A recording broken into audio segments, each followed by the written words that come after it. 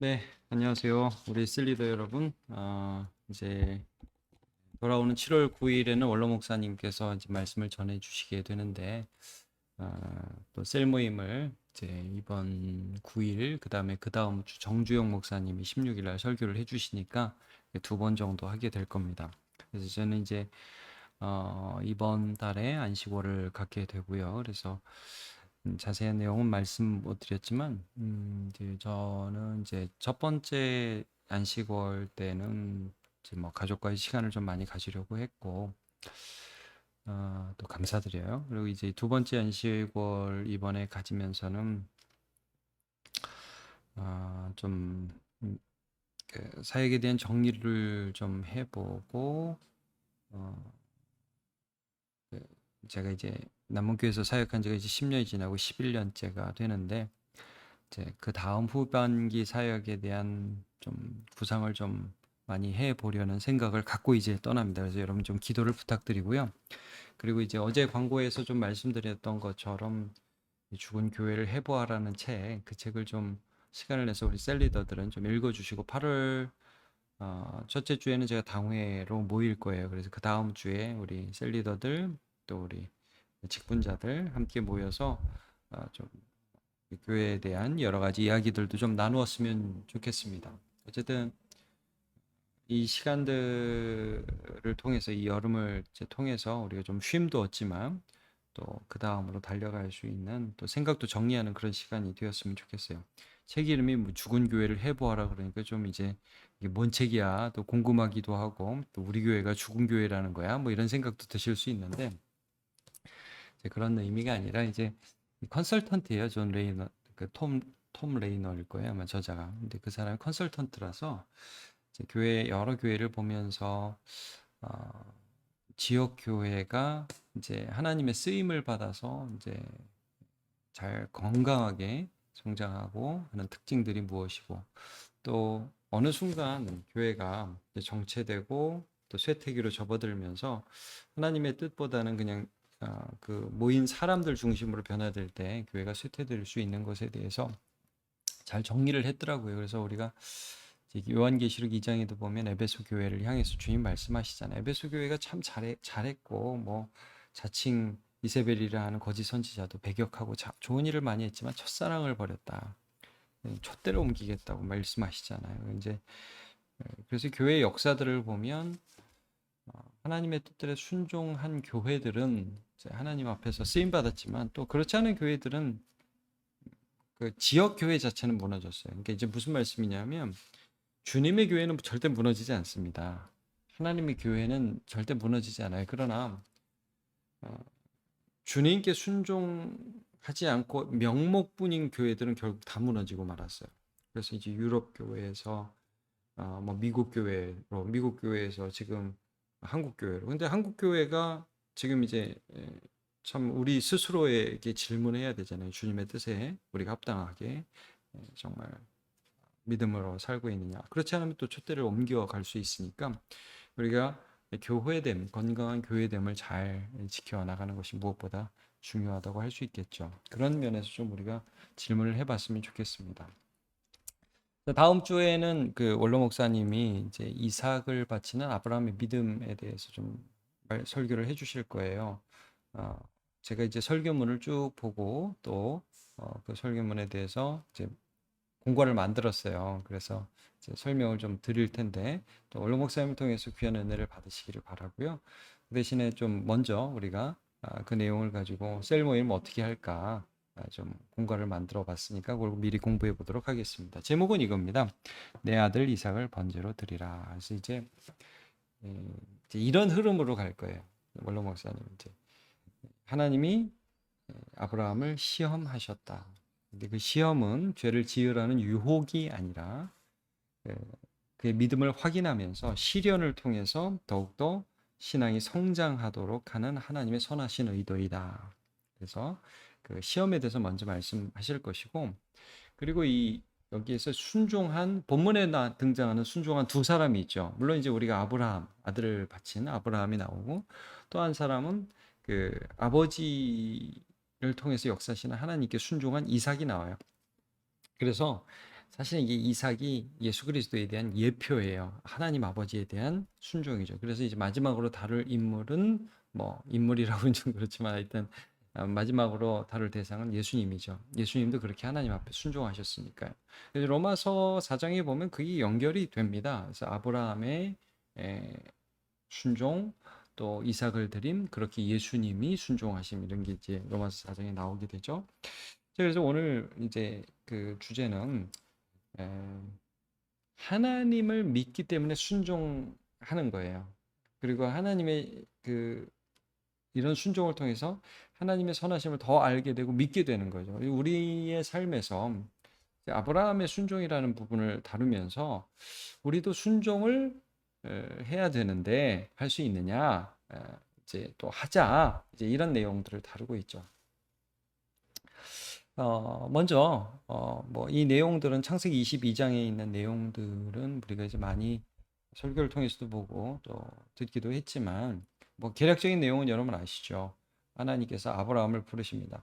그러니까 아브라함이 100세 때 이삭을 낳잖아요. 그리고 나서 아마 10여 년 후에 뭐 아마도 이삭이 10대였을 거라고 추측을 하죠. 정확히는 모르지만 어쨌든 그 이삭이 어느 정도 자라나고 정말 사랑스럽고 관계도 형성되고 아버지와 대화도 통하고 막 그럴 때에 그때의 이삭을 드리라고 하나님이 명령을 하십니다. 오늘 제목처럼 내 아들 이삭을 번제로 드리라. 근데 아브라함이 그때 뒤도 안 돌아보고 이제 간단 말이에요. 가가지고 3일 후에 3일 길을 걸어가지고 모리아산이라는 곳에 이르게 돼요. 모리아산이라는 곳. 일부러 지명을 언급합니다. 이게 나중에 성전이 돼요. 아라우나의 타작마당도 되고. 그거는 이제 설교 시간에 잘 들으시길 바랍니다. 이어져요. 성경이 굉장히 놀라운 책입니다. 그래서 여기에 가서 하나님 앞에 번제물로 이삭을 드립니다. 이제 성전 터가 되는 그곳에서. 그러니까 나중에 이게 왜 자꾸 이삭을 예수님에 대한 예표라고 하냐면 그 성전 터에서 진짜 드려진 하나님의 제물은 예수님이시거든요. 이제 그런 부분들이 계속 이어지는 겁니다. 그때 아브라함이 하나님 앞에 순종하고 이삭도 하나님 앞에 순종하고 그리고 이삭이 예표했던 예수님도 하나님 아버지께 순종하고 그래서 결국 이 믿음을 통해서 아브라함 더 성장하고 순종을 통해서 하나님 옆에 성장하고 이런 것들을 보게 됩니다. 자, 이제 이런 내용들인데 그러면 도입을 통해서는 어떤 거를 좀 셀원들과 나누기를 바라느냐면 일단 읽어볼게요. 우리의 믿음의 대상은 선하신 하나님입니다. 그러니까 여러분 이제 다음 주 설교를 들으시면 한편은 이런 생각이 드실 수 있어요. 야, 우리도 순종하자. 그러면서 한편 또 마음이 막힐 수 있거든요. 어떻게 아들을 드리냐. 아들 키워보신 분들 다 뭐 느끼겠지만 아들 하나님 뭐 죽이라고 그러면 어떻게 죽일 수 있겠어요. 안 된단 말이죠. 그러니까 이제 우리 마음이 복잡해진단 말이야. 난 아브라함처럼 못할 것 같아. 또 그래도 순종하는 게 좋은데 근데 이제 여기서 중요한 게 뭐냐면 아브라함이 도대체 그걸 어떻게 할 수 있었을까를 한번 잘 생각해 보세요. 제가 이제 이 부분은 셀리더한테 팁을 드릴 거고 또 셀원들이 아마 그런 질문들을 할 수 있으니까 여기에 대해서 한번 생각을 해서 아브라함은 도대체 왜 이삭을 드릴 수 있었을까? 이제 이걸 질문하는 거예요, 우리는. 그리고 그 믿음을 따라서 살자. 그러니까 막 우리도 다 그렇게 하자. 도마도 그랬잖아요. 우리도 주님과 함께 죽으러 가자. 죽으러 가가지고 다 배신하고 나가잖아요. 왜 못했고, 왜 베드로는 예수님을 부인했고, 근데 어느 순간 지나니까 또 되잖아요. 이게 왜 베드로는 나중에는 되는데 그때는 못했냐? 도대체 아브라함은 왜 이때는 됐냐? 이게 이제 원로 목사님 그 원고에는 없었지만 제가 이제 말씀드리는 거는 여러분 그 아브라함이 이삭을 드리고 나서 그리고 나서 하나님께서 그 여호와의 사자가 물론 이제 딱 그 이삭을 죽이려고 할 때 하지 말라고 막 하늘에서 음성이 들리고 여호와의 사자의 음성이 들리는데 그때 이런 말씀을 하시잖아요. 12절 한번 보세요. 사자가 이르되 그 아이에게 내 손을 대지 말라. 그에게 아무 일도 하지 말라. 내가 내 아들 독자까지도 내게 아끼지 아니하였은즉. 자, 이 말씀. 이제야 내가 하나님을 경외하는 줄 아노라. 이 말씀 무슨 말이에요? 좀 컸네 이거예요. 이제 조금 믿음이 자랐네. 네가 나를 좀 아는구나 이거예요. 내가 어떤 얼마나 좋은 하나님인지 조금 이제 아네. 75세 때 아브라함이 하나님의 말씀을 쫓아서 친척 고향 아버지 집을 떠나갔단 말이에요. 75세예요.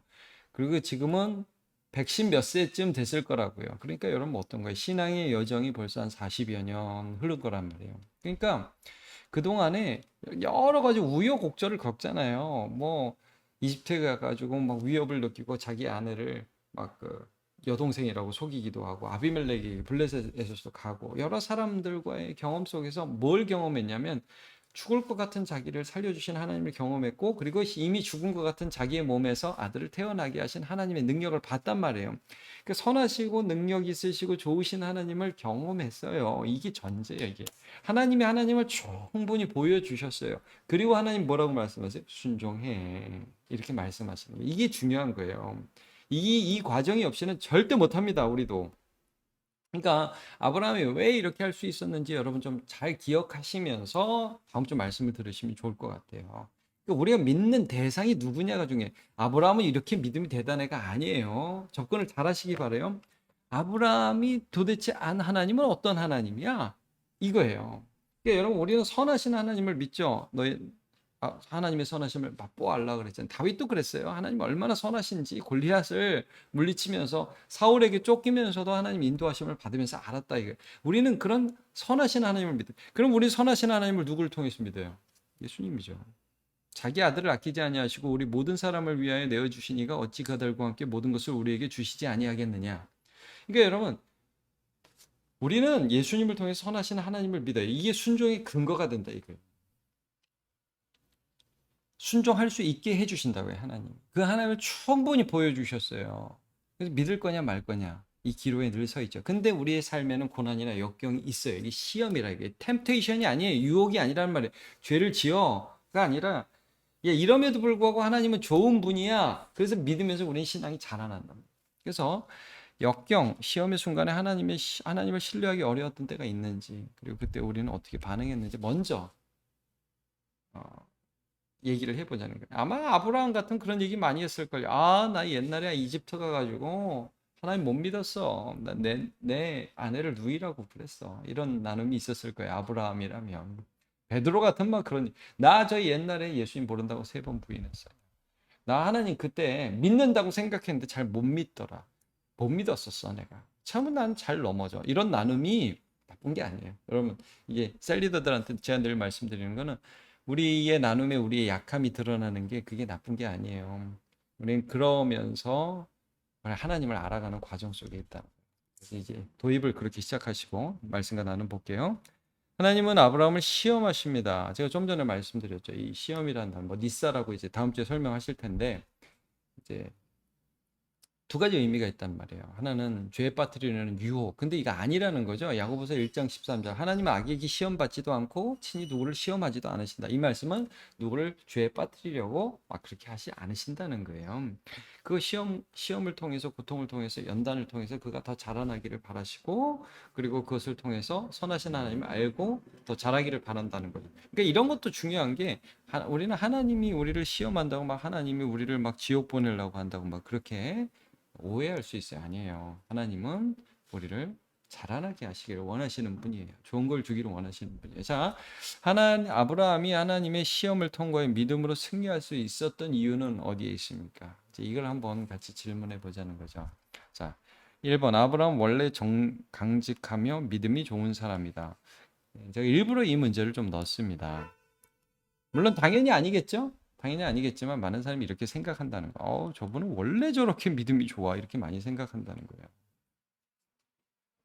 목사도 그런 줄 알아요. 많은 사람들이. 원래 막 세상에 그런 사람은 없습니다.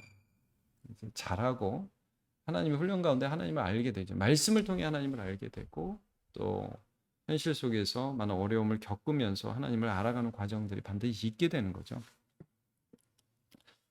자, 두 번째 보시면 선하신 하나님을 경험적으로 알았다. 네. 이제야 내가 하나님을 경외하는 줄 아노라. 말씀이 나오고 선하심을 맛보알지어다. 내가 이런 어려움들을 겪었는데 그때 나는 참 부족했지만 하나님 나한테 참 좋으셨어.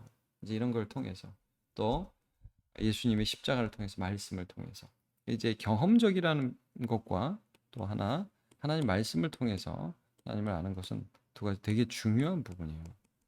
예수님을 통해서 우리는 아는 거죠. 자, 한번 좀 우리는 어떻게 하나님을 믿을 수 있는지, 예.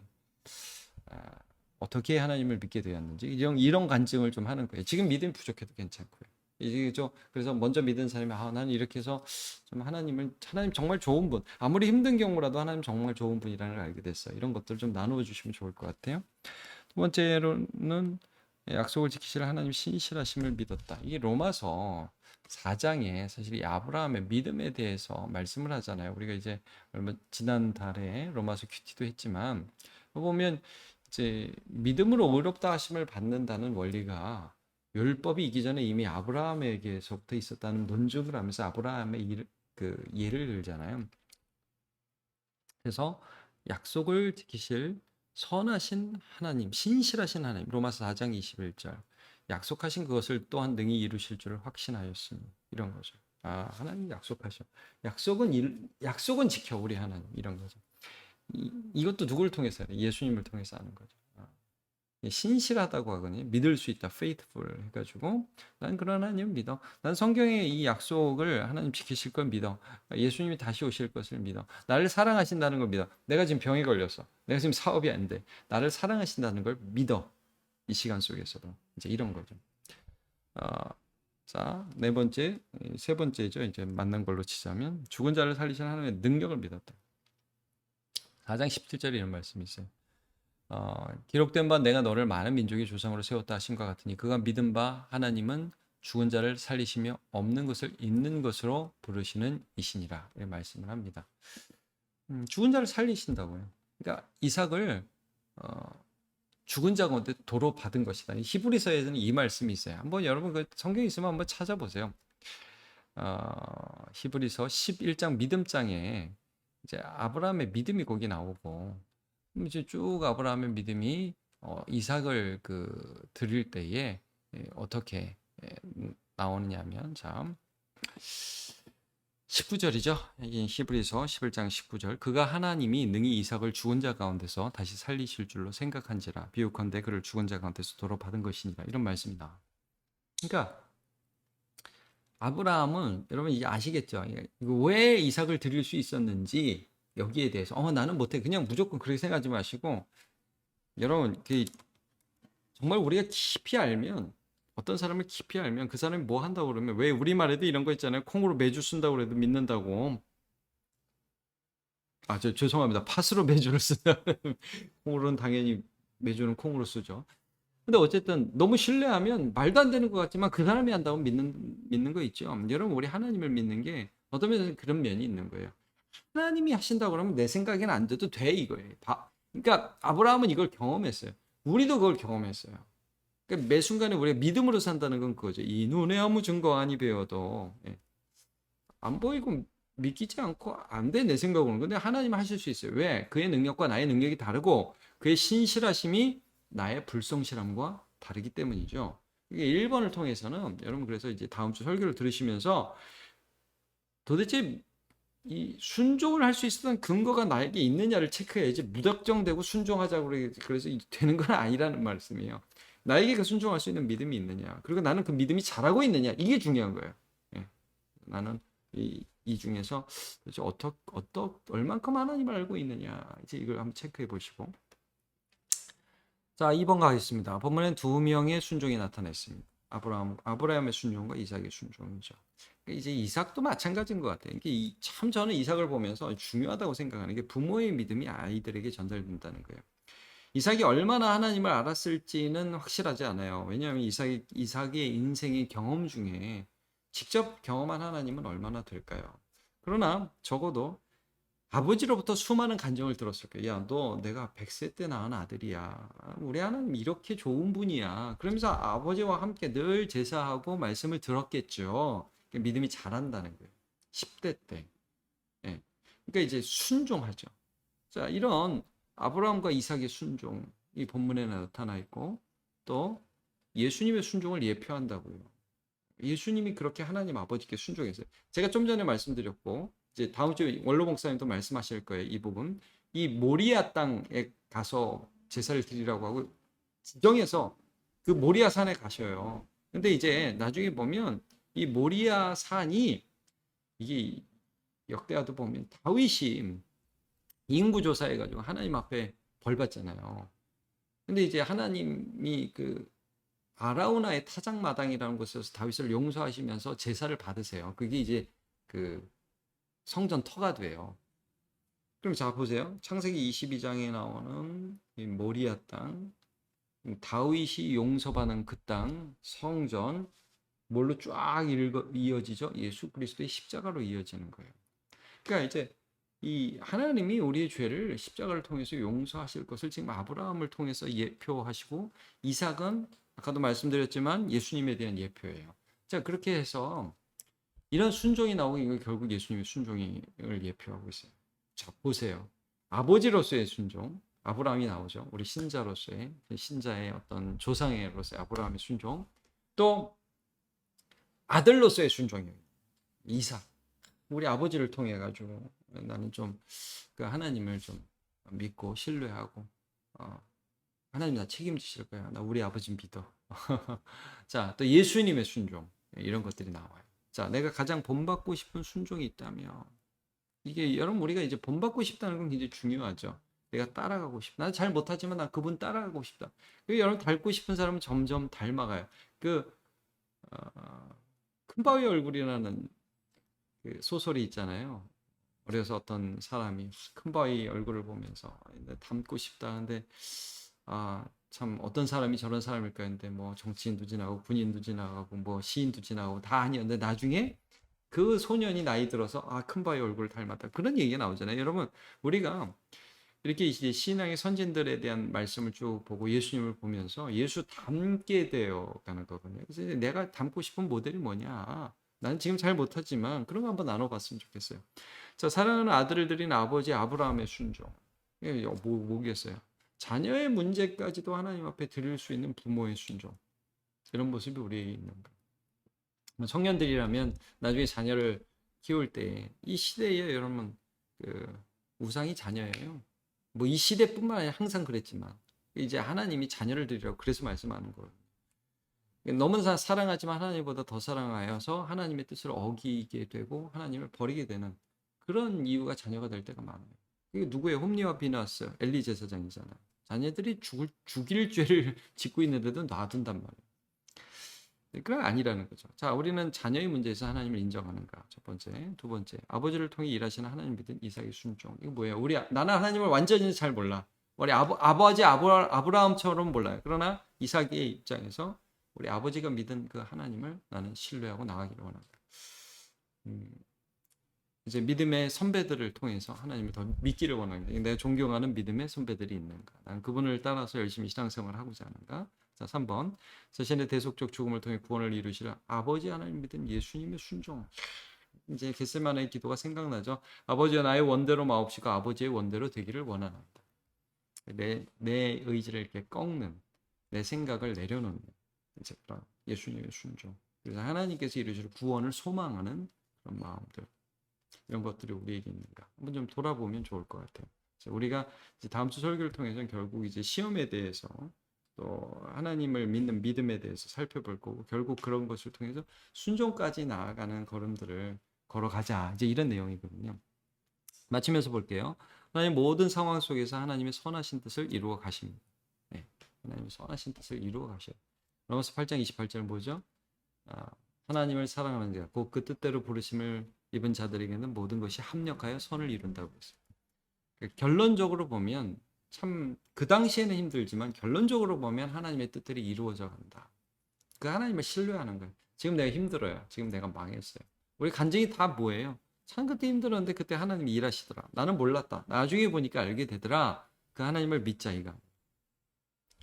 자, 예수 그리스도를 통해 하나님을 신뢰하며 내 삶에서도 선하신 하나님을 경험하여 시험의 순간 하나님께 순종하는 우리가 됩시다. 네. 저는 이런 말씀 드리고 싶어요. 우리가 점점 더 순종해 가는 사람, 지금 못했던 것이 10년에는 순종이 되는 사람, 하나님이 그렇게 만들어 주실 거거든요. 근데 그 과정 속에서 우리가 반드시 경험해야 될 거는 하나님이 얼마나 좋은 분인지를 알아가는 거예요. 그럴 때 우리가 순종할 수 있게 되죠. 예, 다음 주에 말씀을 통해서도 또 하나님께서 귀한 은혜 우리 모두에게 주시기를 축복합니다. 우리 이제 말씀드렸듯이 16일까지 방학이니까요. 또 16일까지 하시고 방학이니까 셀별로 잘 마무리하시기를 바랍니다. 네, 감사합니다. 수고하셨습니다.